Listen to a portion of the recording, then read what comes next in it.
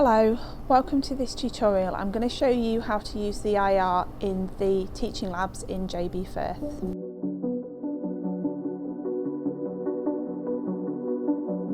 When you come into the lab, you need to be wearing your lab coat fully done up and have your safety glasses on and over your eyes. All of the lab scripts contain COSH and risk assessment information, and you need to have read these before you start working. You are either going to be running an IR for something you've made or an unknown that I've given you to identify. You could have a solid or a liquid. In this tutorial I'm going to show you how to run a liquid and then how to run a solid, and with the solid I'm going to go through how you peak pick and save your spectrum as a PDF to use for your lab report. When you come to the IR, the first thing you need to do is to check that the diamond and stage are clean. We're using ATR, so there is a diamond where the IR beam comes up to, and you are measuring what's in contact with it. So by the IR there should be some tissues, there should be some IPA, or there should be some alcohol wipes. With them, before you start, make sure the stage area is clean and make sure the bit that you screw down is clean. For the software, the first scan that you run is a background scan. So background scan is BKG scan, and when you click on this it comes up with the warning that is the sample compartment clean, and I've just cleaned it so I know it is. When you run the background you don't need to have the arm screwed down, you can just have it open.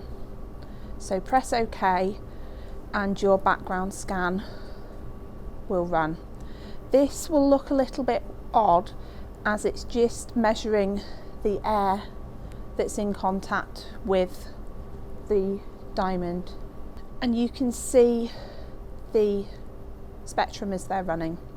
So when it's run you get this double screen and it shows that background is fine. Now it's time to run your sample. So I said I was going to show you liquid and solid. So starting with the liquid, you're going to need to get a clean pasta pipette or a plastic pipette depending on what your sample is, and you just need enough of your liquid so that it will cover where the diamond is.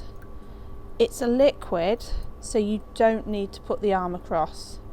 So I'm just going to put a few drops on and then start my sample.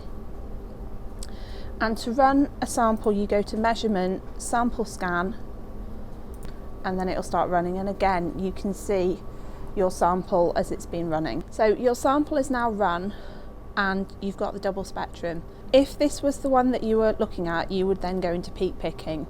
I'm going to show you how to run the solid and then I'm going to go through the peak picking option. So you've run a sample, get a bit of clean tissue, get a little bit of the alcohol and wipe off any residual solution you've got and then allow it to dry. I'm going to show you how to put the solid on. So again, you do not need very much. I've got a micro spatula to put a tiny amount on. You only need a little bit of your solid so that it covers the diamond. If you use more, it doesn't improve your quality of your spectrum and it just makes it harder to clean up. That is plenty. So you then put the arm over and you screw it down, and this means that your sample is put in close contact. So I've put this powder on, it's quite loosely packed, but that will completely tightly pack it so your sample is touching the diamond, and when you're tightening it up it gets to a point where you can't tighten it up anymore, so you can't over tighten it. So you go back to the software, measurement again, sample, and then it's sample scan again, and you can see your sample as it's running. When your samples run you've got the two views. Go to peak picking, and somebody will have used this before and there will be some parameters, so just press calc and see what it comes up with. If you don't like what it does, you can increase the threshold and it will make it better. It's not perfect, so I'm just going to put it up a bit higher. So I've increased the threshold and that's got way too many, so I'm going to put it back to where was okay in terms of not everything. So the fingerprint region below 1700 is labelled as I'd want, and I want to label the peaks around 3200. So you can use add peak and just do one, and if you do that for each one, so I'm just doing that 3 times because there's 3 points to these peaks, it will just label up, and that's a really nice way to do it if it's not labelling it.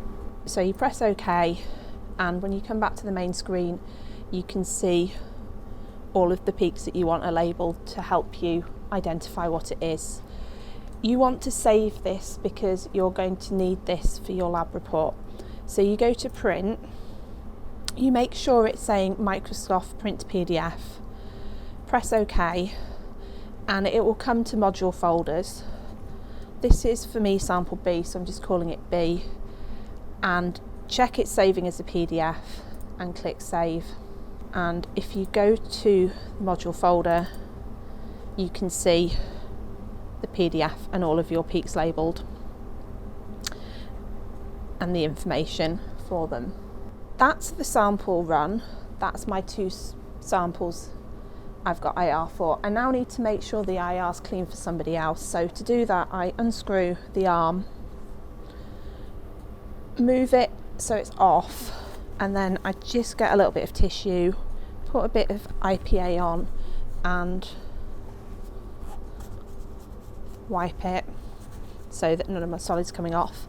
And there is a paintbrush, or you can just use a bit of damp tissue to lift your solid off, and then just make sure it's clean. The IPA evaporates really quickly, and that is now clean for the next person to use the IR. Thanks for watching, and if you've any questions, send me an email.